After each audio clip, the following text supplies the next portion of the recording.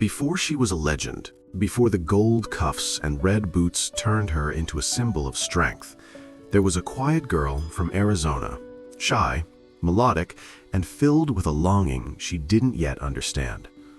Lynda Carter's story has always shimmered like a myth. To the world, she was Wonder Woman, the face of perfection, the heroine who could stop bullets and save the world with a glance. But behind that flawless smile was someone learning to fight her own invisible battles. She was born in 1951, a daughter of small-town America. The desert air, the slow sunsets, the sound of her mother's piano. Those were her first stages. From the beginning, her beauty made people pause, but it was her voice, soft yet charged with emotion, that made them stay. At 15, she was singing in a band. At 21, she stood on a stage wearing a crown that would change her life forever. Miss World USA. Cameras flashed, reporters shouted. She smiled, the kind of smile that looks easy but hides how fast the heart beats underneath. That crown didn't just sit on her head, it sealed a path.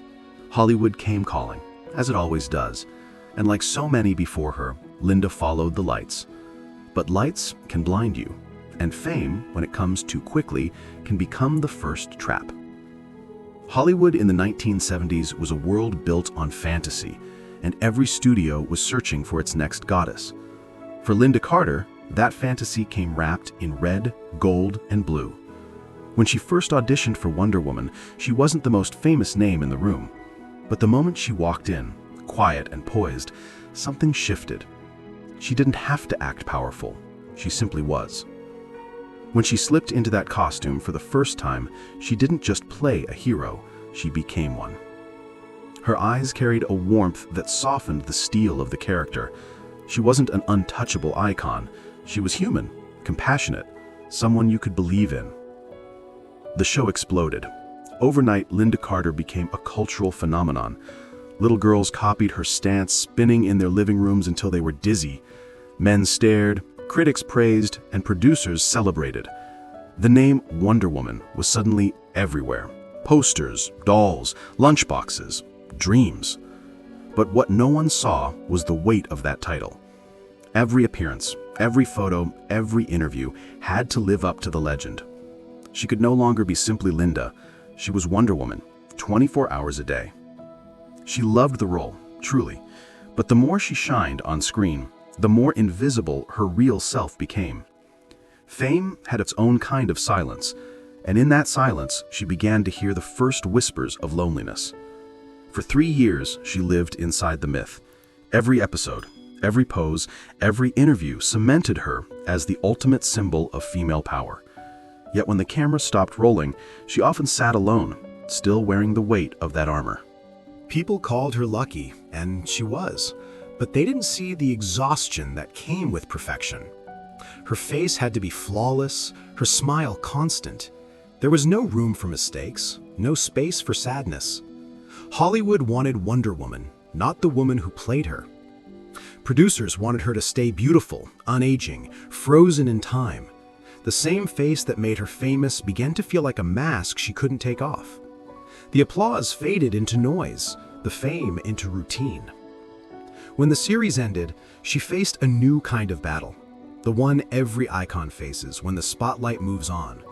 Roles grew smaller, offers fewer. Directors saw only the tiara, never the talent behind it. She tried music again, returned to the stage with that same voice she'd once carried through smoky Arizona nights. It was pure, honest, a part of her untouched by the machine. And for a moment, she felt free. But Hollywood's echo followed her everywhere. To them, she was still Wonder Woman. To herself, she was becoming someone else entirely. Fame can open doors, but it can also lock you inside them. In 1977, when the cameras were still flashing and her face was on every magazine cover, Lynda met Ron Samuels, a powerful Hollywood agent. He spoke the language of control disguised as care. He promised to protect her, to manage her image, to build her career into something unstoppable. For a while, she believed him. They married, and the world called it glamorous. She called it safe. At least, that's what she wanted it to be. But behind the perfect photos, their life was filled with rules. Every decision went through him. Every interview, every dress, every friendship had to be approved. He decided what she wore, who she spoke to, even how she smiled for the camera. She'd built her career by being strong, independent, unstoppable. And yet in her own home, she felt powerless. Years later, she would say she felt like a puppet, controlled by the man who was supposed to love her. The woman who had inspired millions to stand tall was herself being broken down in silence.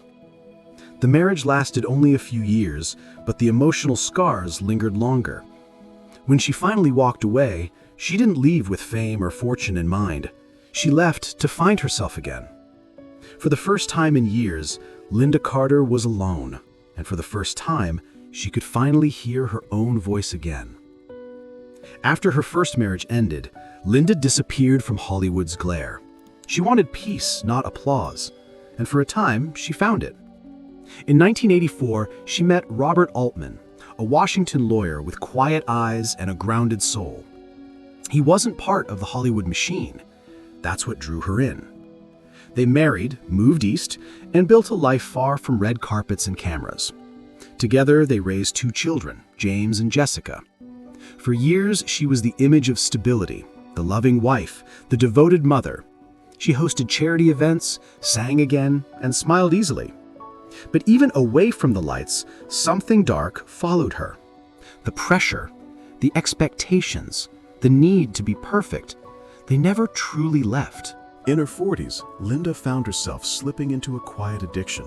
Alcohol became her escape, the silent friend that dulled the pain. She hid it well. The perfect smile, the poised posture, the graceful words. But inside, she was unraveling. One morning, she looked at her reflection and saw a stranger. That was the moment she decided to stop running.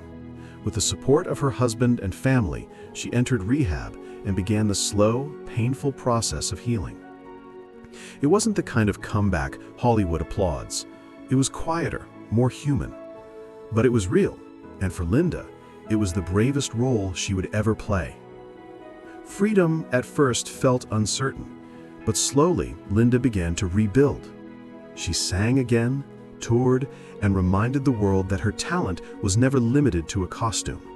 Music had always been her first love, the one thing that made her feel unmasked.